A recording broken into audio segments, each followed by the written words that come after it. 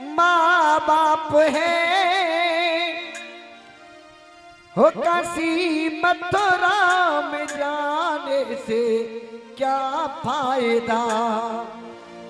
और घर पे मैया ये भूखी विलखती रहे, घर पे मैया ये भूखी विलखती रहे। संत ब्राह्मण जिमाने से क्या फायदा, संत ब्राह्मण जिमाने से क्या फायदा। हो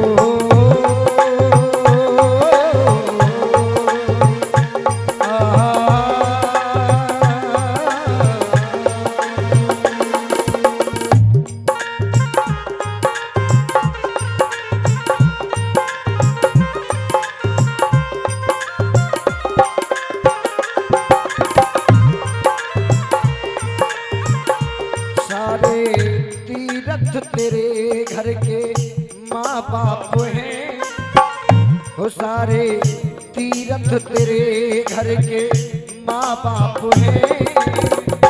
काशी मथुरा में जाने से क्या फायदा।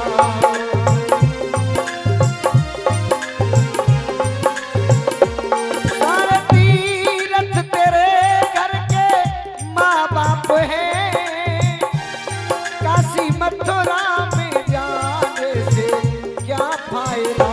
घर पे मैया ये भूखी विलखती रहे, घर पे मैया ये भूखी विलखती रहे। संत ब्राह्मण जिमाने से क्या फायदा, संत ब्राह्मण जिमाने से क्या फायदा।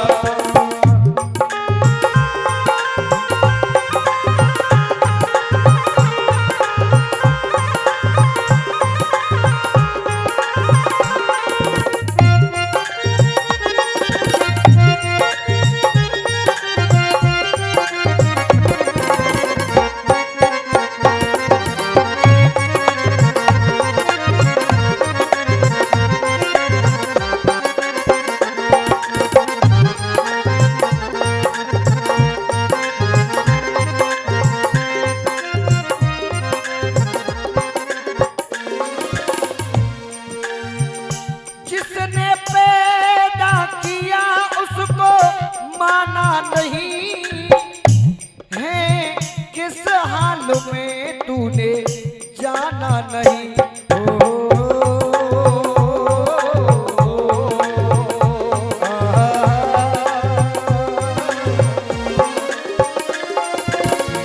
जिसने पैदा किया उसको माना नहीं है, किस हाल में तूने जाना नहीं। घर की मैया के तन पे फटी धोबती, घर की मैया के तन पे फटी धोबती। माँ को चूदर चढ़ाने से क्या फायदा, माँ को चूदर चढ़ाने से क्या फायदा।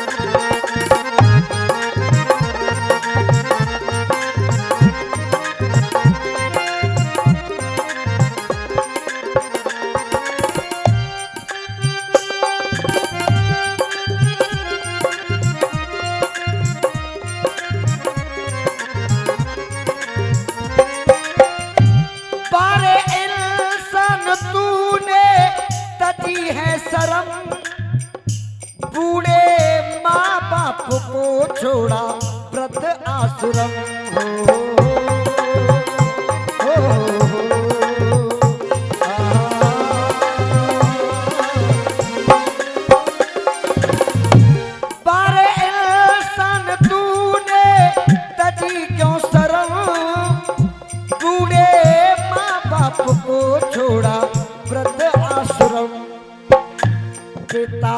पानी को प्यासे तरसते रहे, हो पिता पानी को प्यासे तरसते रहे। शिव पे कांवर चढ़ाने से क्या फायदा।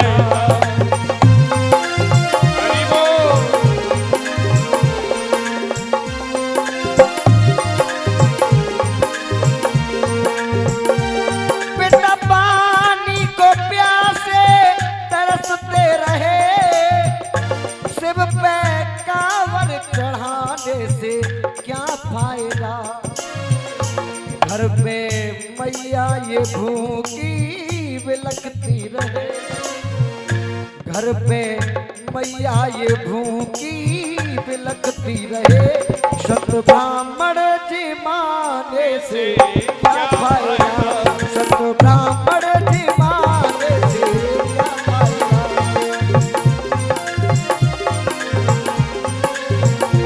सारे तीरथ तेरे घर के माँ बाप हैं, सारे तीरथ तेरे घर के माँ बाप हैं।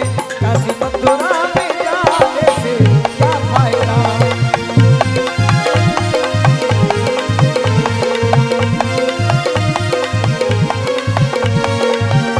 काशी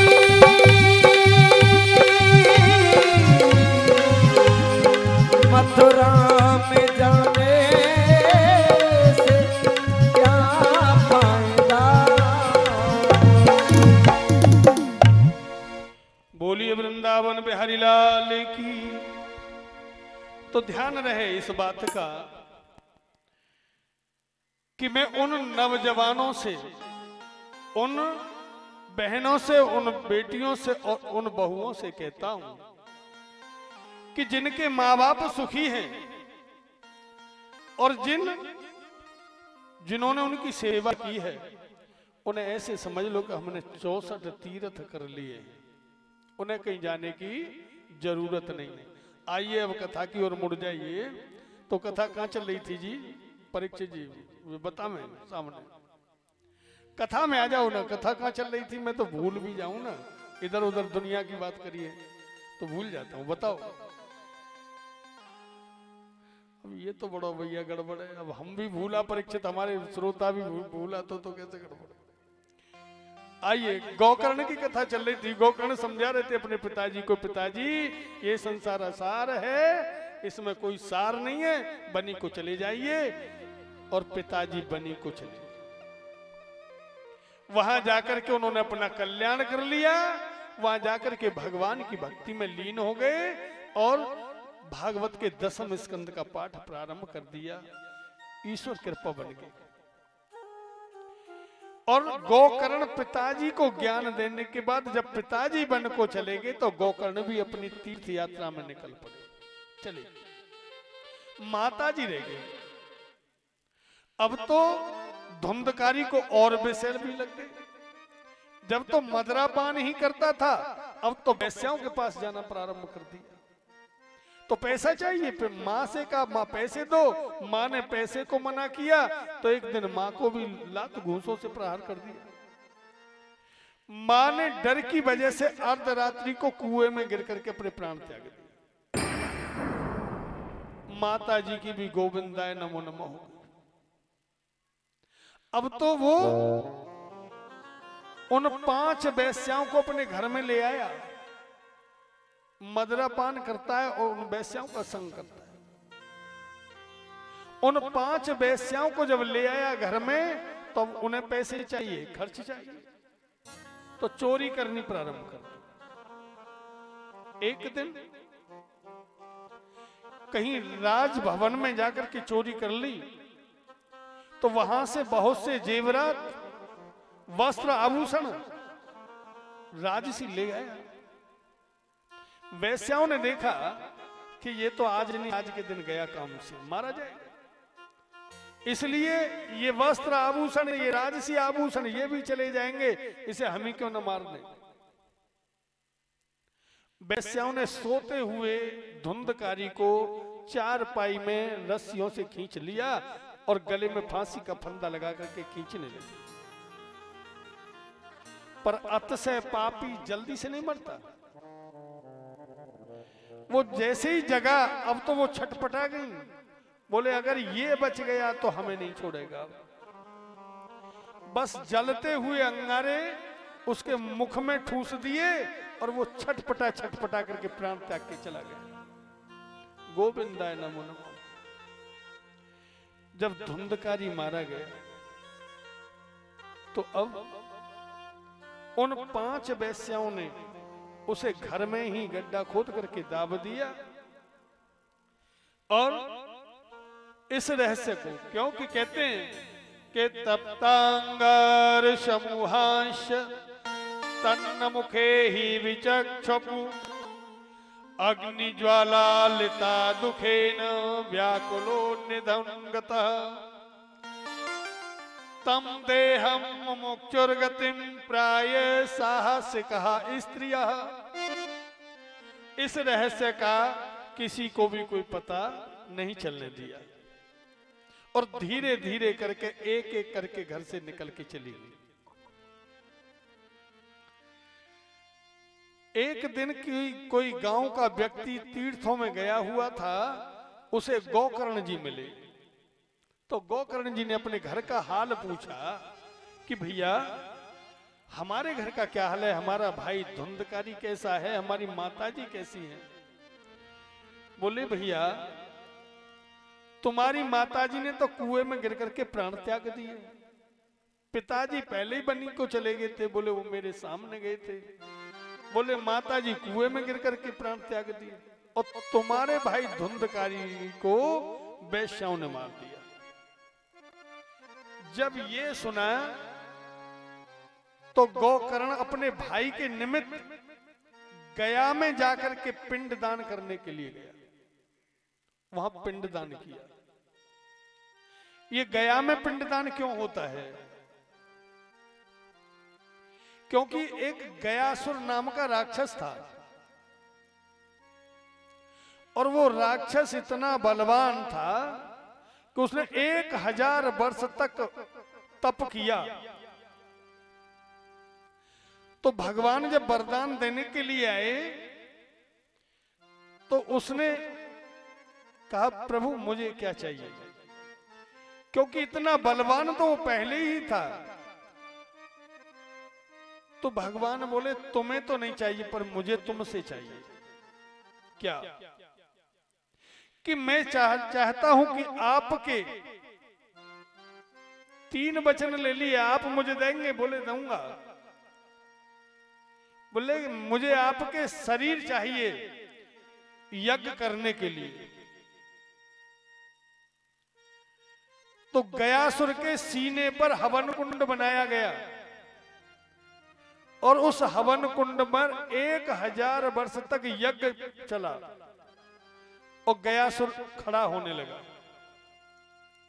तो भगवान ने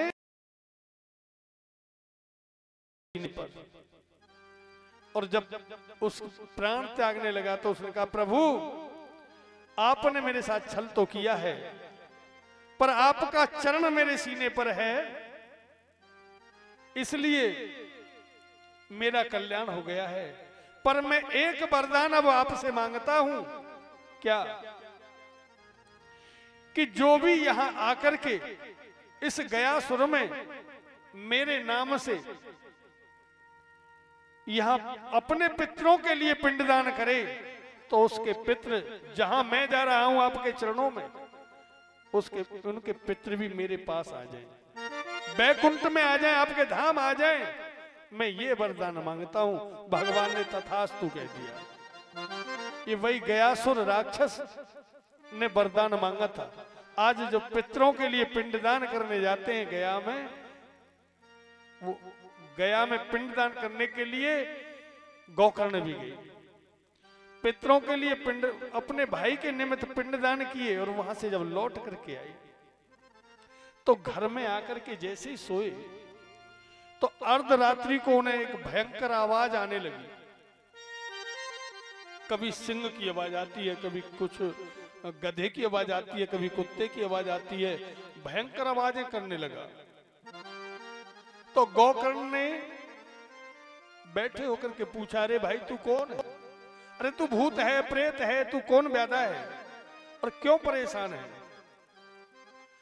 तो धुंधकारी को प्रेत योनि मिली है। धुंधकारी कहने लगा, रोने लगा, रोता है पर आवाज मुख से नहीं निकल पा रही है। गोकर्ण ने जल लिया, जल अवमंत्रित किया और छींटे लगाए, उसकी जिब्या खुली तो रोने लगा, कहने लगा, भैया मैं तुम्हारा बड़ा भाई धुंधकारी हूं, मुझे ये प्रेत की योनि मिली है। और प्रेत की जो योनि होती है, पेट तो बड़ा भारी होता है, बहुत बड़ा होता है, और गले में सूरा कितना होता है कि उसे श्वास खींच करके लेनी पड़ती है, उसे जीने लायक श्वास भी सही से नहीं ले सकता, वो छटपटाता रहता है श्वास लेने के लिए भी, पेट बहुत बड़ा होता है। अब तो वो प्रेत योनि मिली है, भैया मुझे मेरा उद्धार कैसे हो? गोकर्ण ने कहा, मैंने तुम्हारे निमित्त गया में जाकर के पिंडदान किए, आपको मुक्ति नहीं मिली। बोले, मैंने इतने घोर पाप किए हैं कि ऐसे गया में जाकर के तो आप क्या सिवारे पिंडदान करें तो भी मुझे मुक्ति नहीं मिली। तो गोकर्ण ने कहा, अब तो तुम अपने यथा स्थान चले जाओ, मैं इसका उपाय सुबह करूंगा। सुबह ब्रह्म मुहूर्त में जागे और उन्होंने स्नान ध्यान किया। उनके इष्ट देव थे सूर्य नारायण भगवान। सूर्य नारायण भगवान की आराधना की, उनका आवाहन किया, सूर्य नारायण भगवान को बुलाया। सूर्य नारायण भगवान प्रकट हो गए। उन्होंने कहा, गोकर्ण बताओ। उन्होंने कहा, मैंने अपने भाई के निमित्त गया में जाकर के पिंडदान किए, पर मेरे भाई को मुक्ति नहीं मिली। मेरे भाई को मुक्ति कैसे मिले, मैं क्या करूं? उसे प्रेत योनि मिली है। तो सूर्य नारायण भगवान ने बताया कि आप भाई को मुक्ति मिलेगी श्रीमद् भागवत सप्ताह ज्ञान यज्ञ से। उन्हें सप्ताह ज्ञान यज्ञ सुनवाओ। तो गोकर्ण ने कहा, ठीक है। फाल्गुन मास का जब महीना आया तो उन्होंने